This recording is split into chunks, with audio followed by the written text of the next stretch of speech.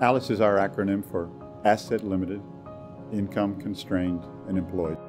These may be your kids graduating from college. They may be your parents. They could be your neighbors. But these are people who are integrated into our life on a daily basis. They make up the fabric of our society. These are people we depend on. When we talk about hardships for Alice, who's working, making an income, paying taxes, it's not about whether or not he, she can buy that fancy pair of sunglasses. This is about whether or not you can pay the heating bill. This is whether or not you have to cut your meds in half. This is whether or not you're going to put your kid in childcare that's the kind of quality that you would want for yourself. It's really about trying to get at the root cause. But to do that, we need a neutral third party that has credibility to unify and bring people together. And that's the beauty of United Way. Alice's presence helps out economic growth, economic development, not just today, but also into the future. For me, what Alice is economic vulnerability.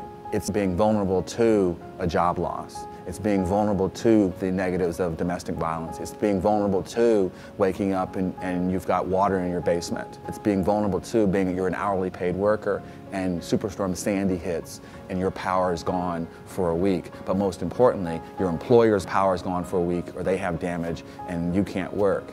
And an hourly paid worker, if you're not able to work, you're not getting paid. If you're not getting paid, you can't pay your bills.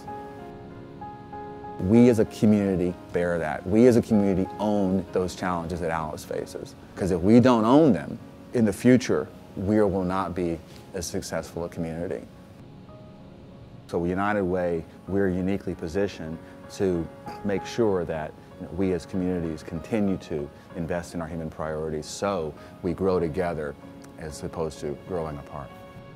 That necessitates that you be connected to that broader community. What that then means, though, from my standpoint as a parent, that I need to spend time, I need to invest in my community because, simply put, I want that community to be stronger.